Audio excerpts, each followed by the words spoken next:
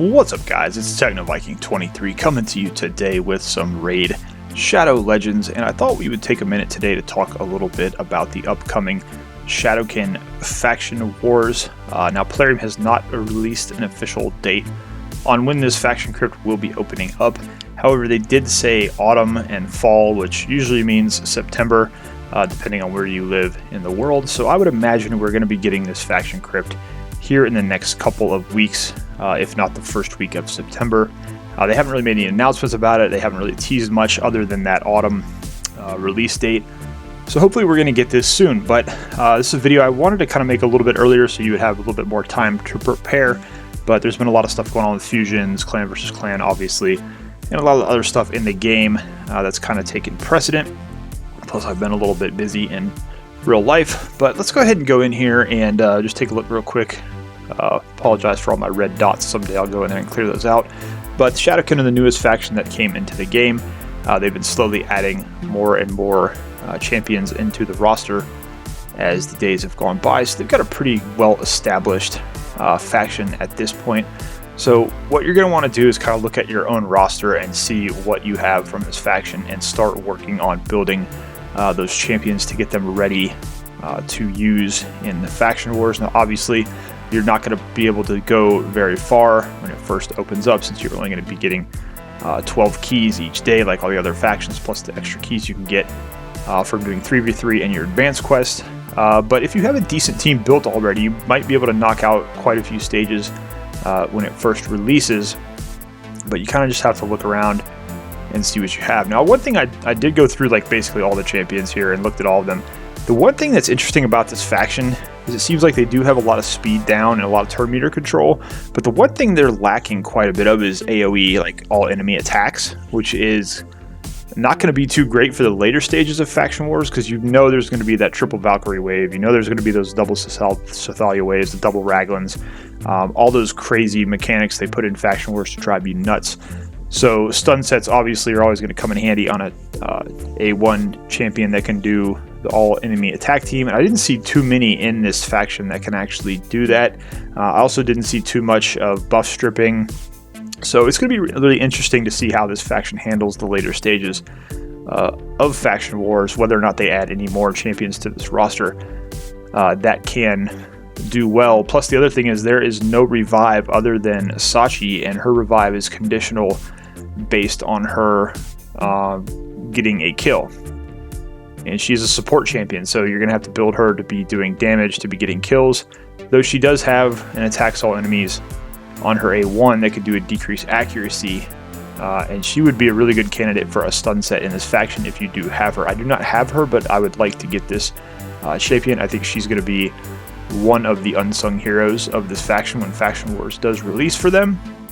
And then also another champion I really think a lot of people have been sleeping on is Odachi. I've been using this guy a lot on my minimalist account. He's really solid. He's got this defense aura for dungeons. Obviously, that's not going to come in handy too much for Faction Wars.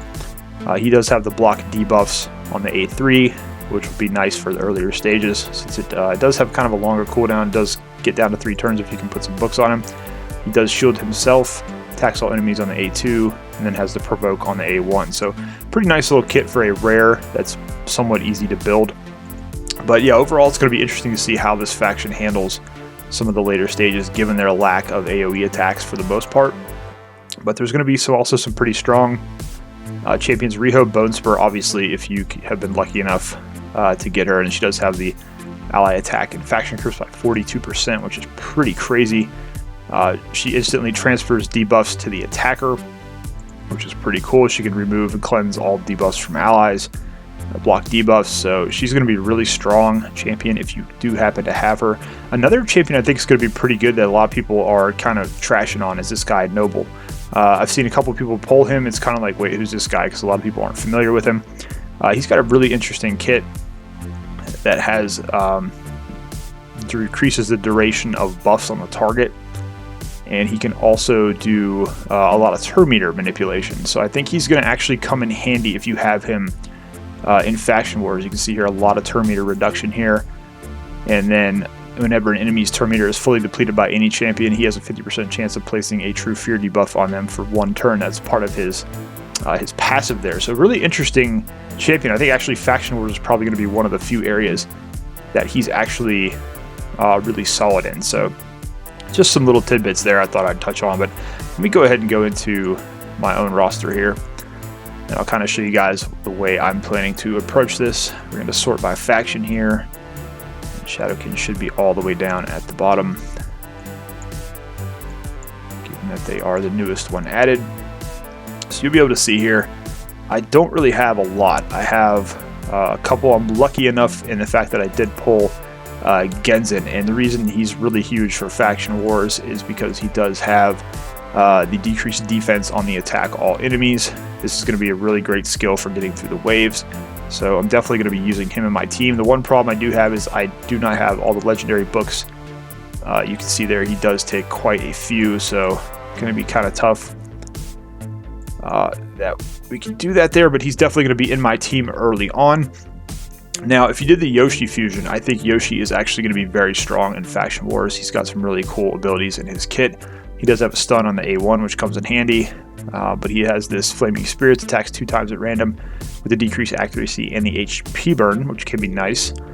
He's also got an increased attack and increased accuracy buff on all allies for 2 turns, which can be really helpful to help you land debuffs on the bosses and also on the waves. And then he's got the True Fear chance as well.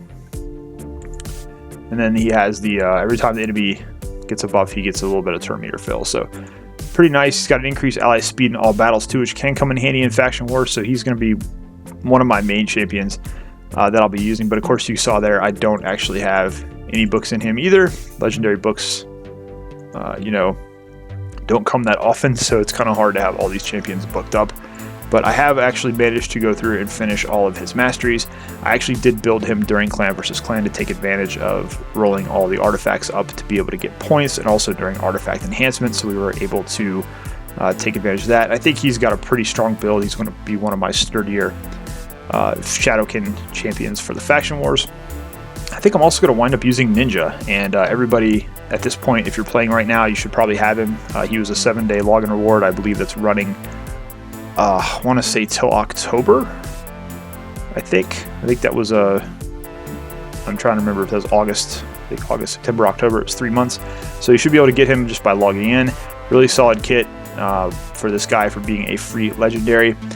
You can see here again, we don't have any books yet. That's going to be the only problem with using him, is we don't have a lot of those legendary books. But he's got some nice skills. He's got a decreased defense on the A1, and you know, when you get to the boss, he can increase his own turn meter. He's a great champion to use against bosses, so I think he's going to come in handy, obviously, against the Faction War bosses, depending on which ones they are. He's got the 3-time random with the HP burn. He's got the freeze on the A3, which this actually could come in handy with another champion in this faction in Gory, but I'm not quite sure I'm going to waste resources on building him out just yet. And then this is going to really come in handy for the bosses. When you're facing those bosses in Faction Wars, that can be tough to bring down, especially the ones where you need the damage race for, where they re-heal themselves after 12 turns with the health swap. So probably going to be using him as well, plus he's already built pretty much, so that's going to kind of qualify him already, not having to invest any resources. I did wind up getting Oboro during one of the Void events, but I'm not quite sure if her kit really plays well into Faction Wars, what I'm going with. I do have Fenshi as well. He's really cool. I really like him, but he's mainly single target damage. Again, that's one of the problems with this faction. And I use him mainly for Fire Knight and also for Clan Boss, so he's probably just going to stay in those areas there. Now, we do have Taraki the Frog, who I think is going to come in handy. I was going to build him out here during this Clan vs. Clan as well, because we do have a lot of silver we can spend on some resources. And again, he's got a really solid kit. He's got the ally protection, of course, decreased attack on the A1. He does have an attack all with a pretty good cooldown on the A2, so you could possibly put him into a stun set, maybe help out with some of those waves, and that's a pretty good ability there. He does have the shield buff, the ally protection, the healing. This guy just overall is a really, really good champion, and then he also has this passive that can put the poisons out whenever he does get attacked, which is pretty nice. And then he does have an ally resist all battles aura, so that's kind of cool. Him and Yoshi both have the all battles aura, so you can use them in Faction Wars if you don't have a good aura on any of your Faction War champions. So those are probably going to be my main 3 so far. Obviously, Genzin's going to be in there like we talked about. So that's 4 pretty much already that I've decided on. Now I kind of have to figure out who is going to be one of my other DPS. And I think it's going to come down to either Chonaru, mainly because she is already built out. She's already geared, so we can use her at the onset. And possibly Genbo, but I have not really done much with him yet. He's still level 50. I've got a couple other candidates here. Burn Guri is interesting. Thought about using him mainly because he does have the provoke. He does have a stun on the attack all on the A2, which is pretty nice. You can see we've also booked him, so I think we were planning on possibly using him in Faction Wars. It's just a matter of getting him up to 6 stars, getting him all ascended. So he's also got an ally resist in all battles, which is pretty nice. So a lot of decent support champions, a lot of champions in general that are pretty good here. But I think damage might be the tough thing. Because most of our champs here are going to have the single target damage. But I think right now what I'm looking at is probably Genzin. I did mention Gori. He does have some interesting play with the frost, the freeze debuffs that he does have. Mainly with this frost breaker. Ignores defense and shield buffs, and 50% of the target's defense if they're under a freeze debuff. So if you can get Ninja to get that freeze out there on all the mobs and then get him to attack, this could do some pretty decent damage here. And then if the targets are under freeze, he can also do an extra hit on the A1. So he's got some interesting play with Ninja. Otherwise, I don't really think he's worth building. I actually initially got him and built him out because I was going to try to make him work with Pixneal, which kind of sounds silly, but I was just looking for kind of a fun and unique thing that might be interesting to use in areas of the game. I haven't been able to really experiment too much with that yet, though.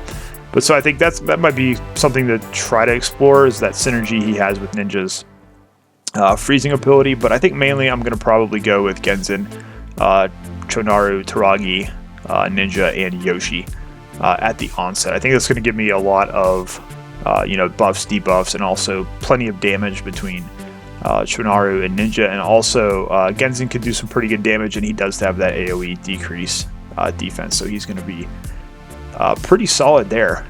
So that's kind of what I'm looking at here. You'll notice I did put Yoshi into one immortal set. This is actually one of the best sets that you can use if you're struggling a little bit in Faction Wars. I highly recommend trying to get at least 1 2-piece immortal set on your champions because they do heal by 3% every turn. Lifesteal is also a pretty good set if you can get the substats you're looking for your champion, depending on what you're looking for there. Regen is also a great set for Faction Wars. It's a 4-piece set, so they can kind of restrict your build a little bit. Again, you're kind of just hoping you can get the substats that you want there. Immunity is pretty solid as well. Shield set on at least 1 champion is pretty good for the waves to help you out with those initial attacks. And obviously the stun set, you can see here we're running a little low on some of this gear. We're going to have to swap gear out or go and farm some of it. And then I think I need to I got some decent amount of immortal gear, but we still kind of need to go around and continue to get that there. But that's kind of all I wanted to talk about today, guys. Just wanted to touch on the fact that Shadowkin Faction Wars will probably open up pretty soon. We're still waiting on the official announcement from Plarium, but they did say around fall and autumn, so we want to start getting prepared for it, getting ready, start focusing on the Shadowkin champions you have on your roster, start building them up. And let me know down below what champions you're planning on using, what you think of the faction overall, and hopefully we'll see what they do with the Faction Wars 21 boss. Hopefully it's not that really aggravating one that ignores defense and just one-shots all your champions even though they're at 60,000 HP. Hopefully that doesn't happen. That was a really annoying thing to get through for me on Lizardmen Faction Wars, but we kind of know what to expect basically from all the bosses, from all the waves that we're going to be seeing, so it shouldn't be too hard to build a decent team around all of that to be able to progress pretty far in once this crypt does open. It'll also be kind of neat to see what they're going to do with the rewards. Are they going to open up something beyond Lydia for the people that have already finished Faction Wars? Obviously, once this does come out, I think you're going to have to then finish that new faction in order to get her. So if you are working towards Lydia and you're very close, be making that push here in the next week or so to really try to finish that up, because that's going to at least allow you to have that done. You won't have to do an extra faction, because I know how aggravating Faction Wars can be. I just went through it. I just recently finished it up myself, and it can be one of the most aggravating things in the game, having to build out all these different champions that you wouldn't be using otherwise. So I definitely understand that. Anyways, guys, that's going to do it for this video. As always, hope you guys are having a great day. Thanks as always for watching, and I will see you again next time.